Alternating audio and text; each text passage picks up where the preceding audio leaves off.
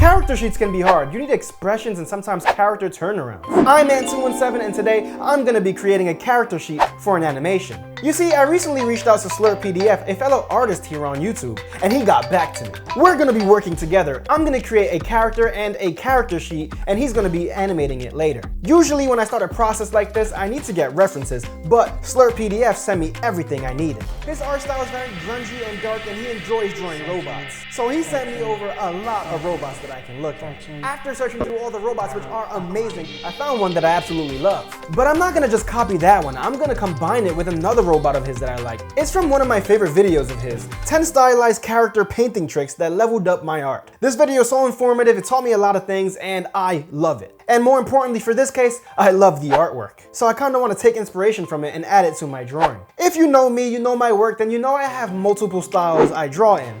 My semi-realistic style, the one that I usually draw pretty girls, and I have my more cartoony style, which I like to use to draw my cartoons and my children's books. Snot-pocalypse asked me to draw a robot in my more cartoony style, in the style of my book, Boy Awesome and the Snot-pocalypse, where I teach kids how to be a good person, a good friend, a hero, and also how to draw, with these amazing how to draw pages.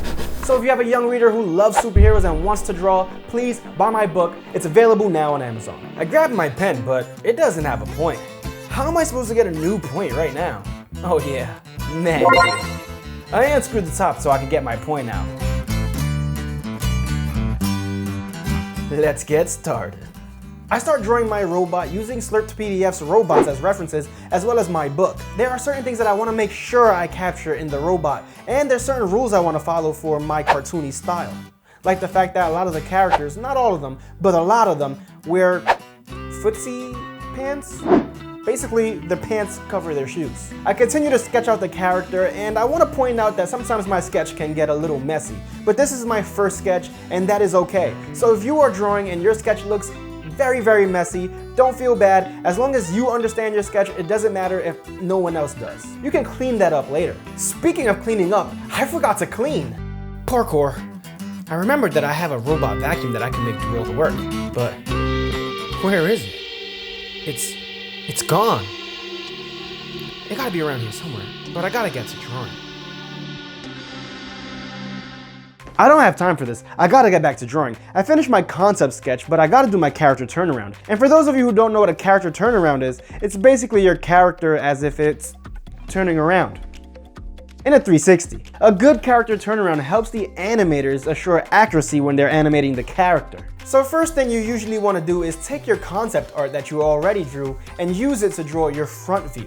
But I'm lazy. So I'm going to use my concept art as the 3/4 view and just start from there. So to start working on the character turnaround, I'm going to use the ruler method. But since I work digitally, I don't really need to worry about getting a ruler and paper. I'm going to just use the ruler on my program. I'm going to use the ruler on Clip Studio and just drag and drop the guidelines where I need them to be.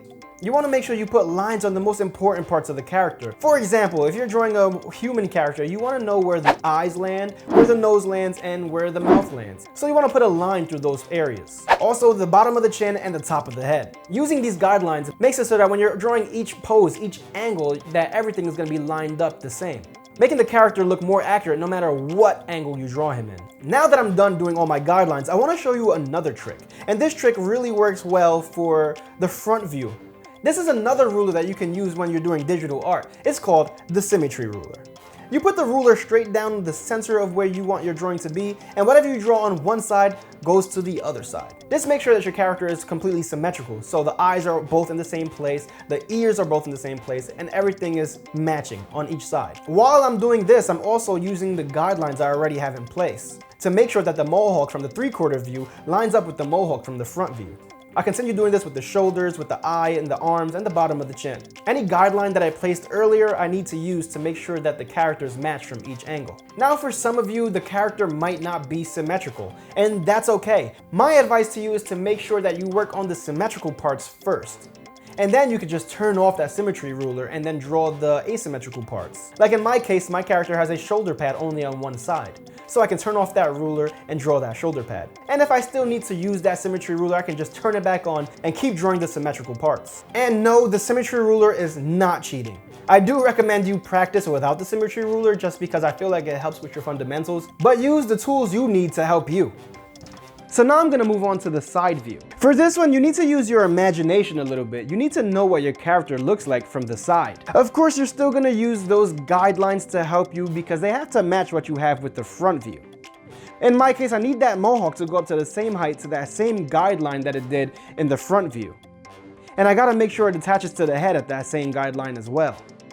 For those of you who are not drawing robots, you have to make sure that you are anatomically correct. So you have to make sure you draw that skull and make sure that your side view looks accurate to whatever it is you're drawing. It's pretty much the same process as it was with the front view.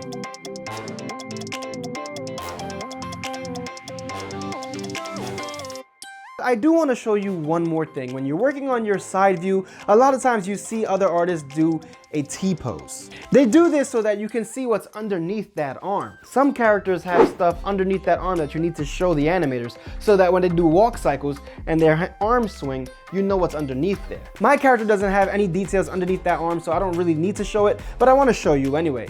Another technique you can do is just to detach that arm and draw it next to the character. So you decide whether or not you want to detach the arm or draw the T-pose. With all my sketch work done, I do need to add some inks and some coloring, but first, a little bit more about Snot-pocalypse. He's a great artist here on YouTube. He does videos about tips and tricks and tutorials. He shares with you all he knows about art. He doesn't gatekeep any information. His videos are so fun to watch and he is very friendly. In fact, I asked him for some help on one of my works in a previous video. I was stuck drawing a landscape, so I asked him for some help. And not only did he give me some advice and give me some ideas on how to fix my work, he also sent me some concept work. And they came out amazing. Honestly, I don't know if I would have been able to finish that work of art without him. So thanks again. So make sure you go and show his channel some love. The link will be in the description. But back to my robot. Now in some cases, you can send this to your animator exactly as it is, with just sketches. But sometimes you're gonna have to color it also. In my Boy Awesome style, I use thick black outlines on the outside of the character and thinner lines on the inside of the character.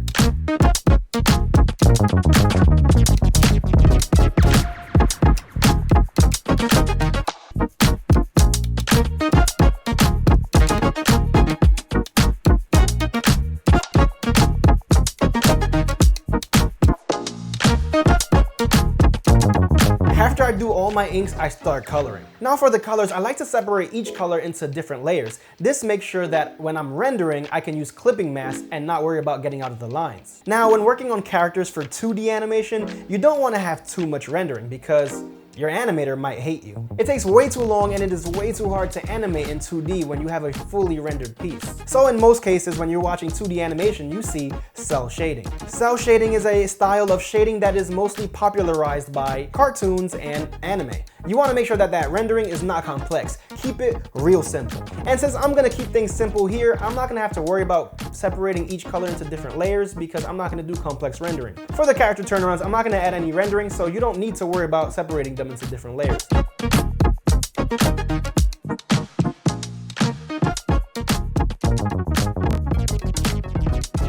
I finished coloring my character turnarounds, but remember, this is not only about character turnarounds, this is about a whole character sheet. Now, in most cases, a character sheet will have some expressions, but I'm drawing a robot, so I don't really have to worry about expressions, but I want to try to add that anyway. In my case, my robot has only one eye and no mouth, so I gotta figure out a way to give him some expressions. He needs to have soul. So I made the eye more of a display. When he's mad, you see that red X. When he's happy, you see that blue squiggly line. When he's confused, you can get that yellow question mark with those dots, kind of like a loading screen. And if you would like to see me work on expressions for more of a human character so I can show you how I would go about doing that, let me know in the comments down below. And hit subscribe so you don't miss it if I do that video. And I know I said don't worry about complex rendering, but I want to do that in this character sheet in case anyone is working on 3D animations. You want to do this so that you can show textures so that the 3D animator or the 3D modeler knows what texture to use in certain areas. To start rendering, like I mentioned earlier, I separate every color into a different layer so I can use those clipping masks.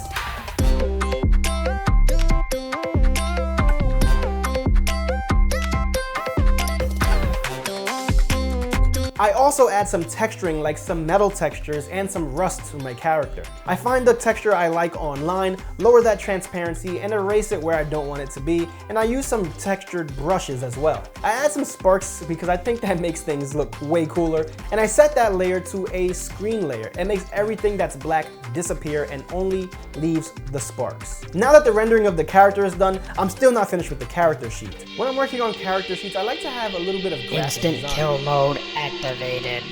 So I finished my character sheet and...